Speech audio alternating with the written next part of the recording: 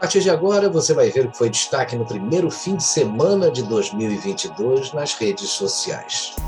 Diversas cidades brasileiras registraram movimentações de pessoas no Réveillon. 2 ganhadores vão dividir o prêmio de 378 milhões da Mega Sena. A Associação Brasileira de Cruzeiros Marítimos discorda de recomendação da Anvisa. Salário mínimo passa a valer R$ 1.212. Fux derruba decisão do TCU e autoriza governo a comprar remédios. Brasil assume mandato no Conselho de Segurança da ONU. Pesquisa no Amazonas mostra Bolsonaro na frente em todos os cenários de 2022. Segunda-feira, 3 de janeiro de 2022. Começando nas redes.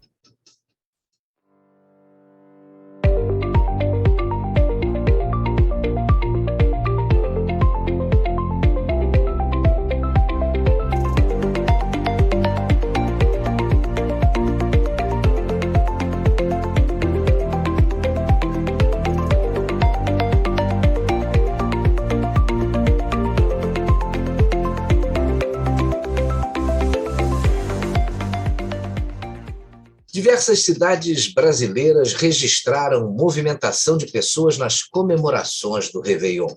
Sem dúvida nenhuma, a cidade que mais se destacou foi o Rio de Janeiro, com a queima de fogos na praia de Copacabana. Apesar de algumas restrições, como o fechamento das estações de metrô a partir das 18 horas e a proibição de entrada de ônibus de turismo no bairro, muita gente compareceu à orla na virada do ano. A queima de fogos para comemorar a chegada de 2022 no Rio de Janeiro durou cerca de 15 minutos. De acordo com a Polícia Militar do Estado, foram registradas 7 prisões por furtos, lesão corporal, porte ilegal de armas e consumo de drogas. Em São Paulo, a tradicional festa na Avenida Paulista foi cancelada pela Prefeitura para evitar a contaminação com a variante Ômicron e também pela influenza, conhecida como H3N2. Mas parece que só durante o Réveillon a Ômicron e a influenza trazem perigo para a população de São Paulo. A prefeitura da cidade já autorizou 696 desfiles de blocos de rua para o Carnaval de 2022. 2 apostas dividirão o prêmio de 378 milhões da Mega Sena da virada. Os sortudos são de Campinas, São Paulo, e da cidade de Cabo Frio, na região dos Lagos, no Rio de Janeiro. Cada um deles receberá o valor aproximado de 189 milhões de reais. Além desse prêmio, 1.712 apostas tiveram 5 acertos e levarão R$ 50.861,33 cada uma. E 143.494 apostas tiveram 4 acertos, que vão receber R$ 866,88 cada uma. O concurso especial da Mega Sena da virada de 2021 registrou uma venda de 1,5 bilhão de reais, a maior arrecadação de um único concurso da história, com crescimento de 28% em relação a 2020 e de 70,4% em relação a 2018. A Associação Brasileira de Cruzeiros Marítimos afirmou em nota que discorda da recomendação da Agência Nacional de Vigilância Sanitária, Anvisa, de suspender provisoriamente a temporada das viagens no Brasil. A Anvisa tem focado em fechar atividades econômicas ao primeiro sinal de aumento de casos de Covid-19, e agora é a vez dos cruzeiros que estão na sua melhor temporada. Só que a Agência Nacional de Vigilância Sanitária não recomenda o fim de micaretas como as que ocorreram recentemente em São Paulo com Daniela Mercury e Cláudia Leite, nem muito menos as milhares de festas de Réveillon pelo Brasil. A incoerência agora chegou à Anvisa. Após sanção do governo federal no fim do ano, o salário mínimo de R$ 1.212 passa a valer a partir de hoje.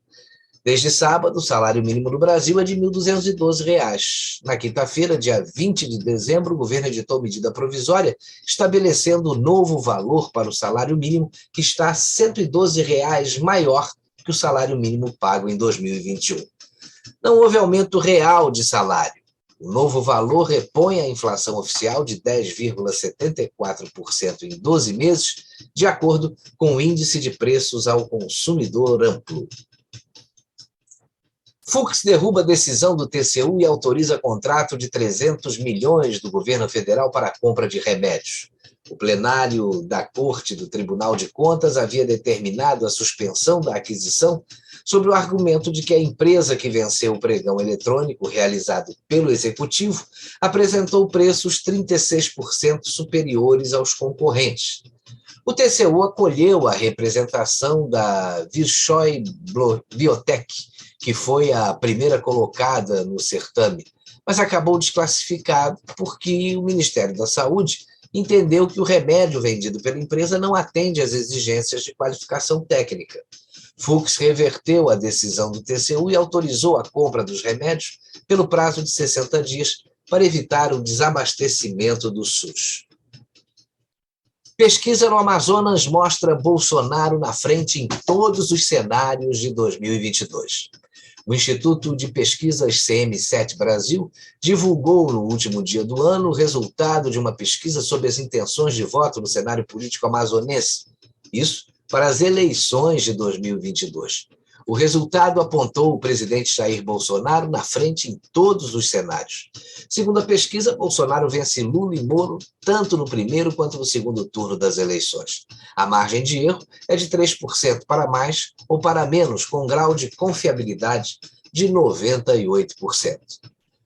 Nós vimos aí que várias pesquisas de intenções de voto foram feitas em 2021.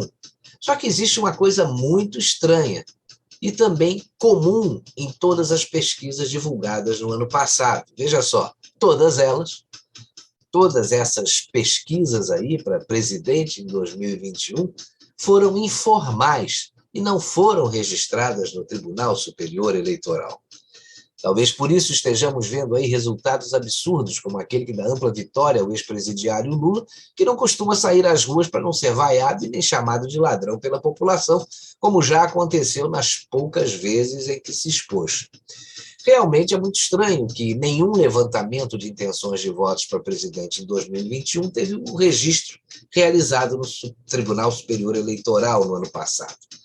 A lei desobrigava institutos de pesquisa de realizar o registro, a não ser a partir do 1º de janeiro do ano eleitoral.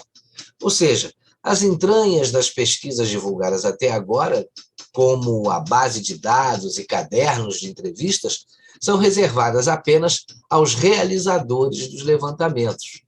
Em ano eleitoral, é obrigatório o registro para análise dos dados, ou seja, até agora, os institutos de pesquisa poderiam colocar o que quisessem no papel. Vamos ver o que vai acontecer daqui para frente. O pronunciamento de Bolsonaro nesta sexta-feira, 31, deu ênfase às liberdades individuais e à luta contra a corrupção. Boa noite. Hoje nos preparamos para o início de um novo ano, o bicentenário de nossa independência. Quis Deus que eu ocupasse a presidência em 2019 e assumi um Brasil com sérios problemas morais, éticos e econômicos. Formamos um ministério com pessoas capazes para enfrentar a todos os desafios. Ao longo do tempo, alguns nos deixaram por livre e espontânea vontade. Outros foram substituídos por não se adequarem aos propósitos da maioria que me elegeu. Em 2019, aprovamos a Lei da Liberdade Econômica. Simplificamos as normas regulamentadoras, começamos novas obras e concluímos muitas outras inacabadas. Fizemos ressurgir o modal ferroviário, levamos tranquilidade ao campo, flexibilizamos a posse e o porte de arma de fogo para o cidadão e passamos a investir no Brasil e não mais no exterior, com obras bilionárias financiadas pelo BNDES. Completamos 3 anos de governo sem corrupção. Já concluímos, com menor custo, centenas de obras paradas há vários anos. A transposição do Rio São Francisco, finalmente, já é uma realidade e estamos levando mais água para o Nordeste. Somente nos estados de Pernambuco, Paraíba, Ceará e Rio Grande do Norte foram beneficiados 12 milhões de brasileiros em 390 municípios. já entregamos mais de 1.200.000 moradias do programa Casa Verde Amarela, nas 3 faixas. Em 2020, lamentavelmente, surgiu a pandemia, onde mortes se fizeram presentes no mundo todo. Nessa batalha, o governo federal dispensou recursos bilionários para que estados e municípios se preparassem para enfrentar a pandemia. Com a política de muitos governadores e prefeitos de fechar comércios, decretar lockdown e toque de recolher, a quebradeira econômica só não se tornou uma realidade porque nós criamos o Pronamp e o BEM, programas para socorrer as pequenas e médias empresas, bem como fomentar acordos entre empregadores e trabalhadores, para se evitar demissões. Com isso, mais de 11 milhões de empregos foram preservados. Para aqueles que perderam sua renda, criamos o auxílio emergencial, onde 68 milhões de pessoas se beneficiaram. O total pago em 2020 equivale a mais de 13 anos de gasto com o antigo Bolsa Família. Mostramos nossa identidade ao socorrer os mais humildes, que tinham sido abandonados pelos que mandavam fechar tudo. Encerramos o ano de 2021 com 380 milhões de doses de vacinas distribuídas à população, todas adquiridas pelo nosso governo. Lembro que em 2020 não existia vacina disponível no mercado e a primeira pessoa vacinada foi no Reino Unido em dezembro. Todos os adultos que assim desejaram foram vacinados no Brasil. Fomos um exemplo para o mundo. Não apoiamos o passaporte vacinal, nem qualquer restrição àqueles que não desejam se vacinar. Também, como anunciado pelo ministro da Saúde, defendemos que as vacinas para as crianças entre 5 e 11 anos sejam aplicadas somente com o consentimento dos pais e prescrição médica. A liberdade tem que ser respeitada. Desde o início da pandemia, falei que deveríamos combater o vírus, cuidar dos idosos e dos com comorbidades e preservar a renda e o emprego dos trabalhadores. Estamos concluindo 2021 com um saldo de 3 milhões de novos empregos e saldo também positivo de 5 milhões de empresas abertas, interrompendo uma série de meia década com saldos negativos. Adentraremos 2022 com a esperança de que tudo se volte à normalidade. Já são mais de 800 bilhões de reais contratados pela iniciativa privada, que vão gerar milhões de novos postos de trabalho somente nas áreas de infraestrutura. Isso é uma prova de que reconquistamos a confiança dos investidores, brasileiros e estrangeiros, o que possibilitará também a redução da inflação, consequência da equivocada política do fica em casa, a economia a gente vê depois. Já começamos a pagar o Auxílio Brasil, com valor mínimo de R$ 400. Programa melhor e mais abrangente do que o antigo Bolsa Família, onde a média era de apenas R$ 190. O Auxílio Brasil vai ajudar 17 milhões de famílias mais necessitadas a superar suas dificuldades econômicas e sociais, agravadas pela pandemia. Lembro agora dos nossos irmãos da Bahia e do norte de Minas Gerais, que nesse momento estão sofrendo os efeitos de fortes chuvas na região. Desde o primeiro momento, determinei que os ministros João Roma e Rogério Marinho prestassem total apoio aos moradores desses mais de 70 municípios atingidos. Hoje temos um governo que acredita em Deus, respeita seus militares, defende a família e deve lealdade ao seu povo. Um excelente 2022 a todos. Que Deus nos abençoe.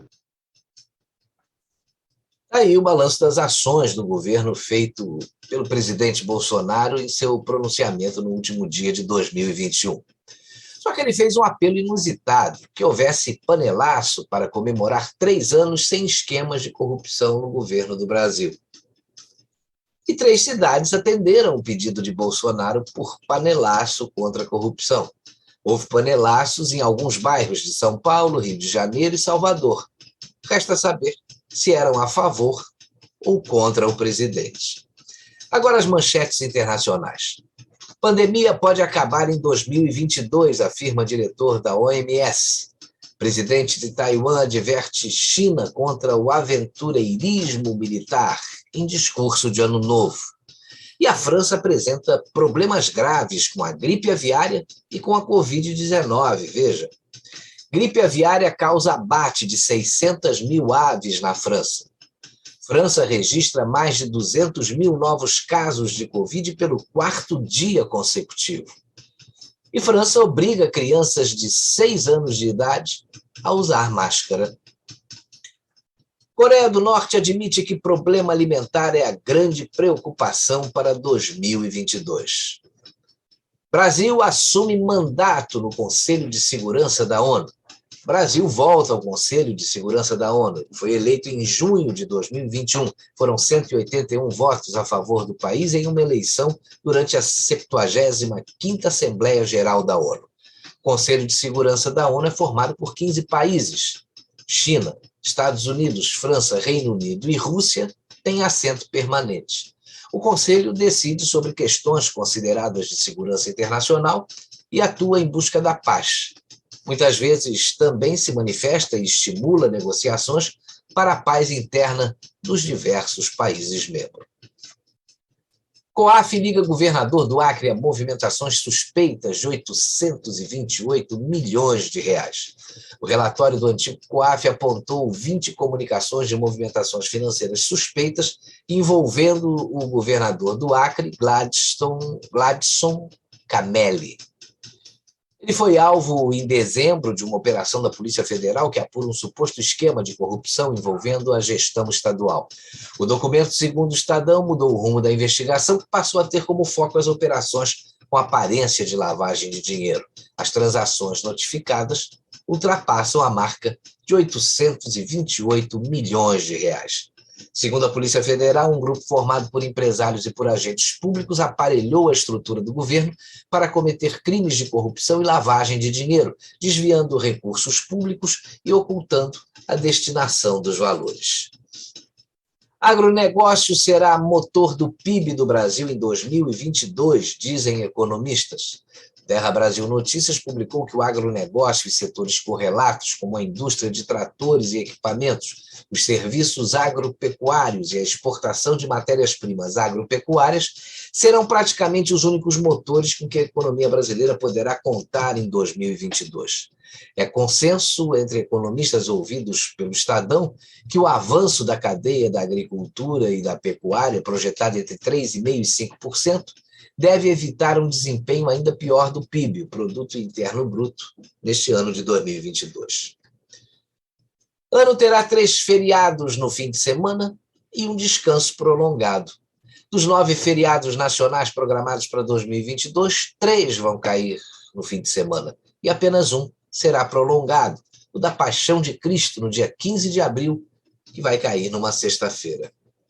Esses foram os destaques desse primeiro fim de semana de 2022. Na próxima segunda-feira estaremos de volta com mais um Nas Redes. Tenham uma ótima semana.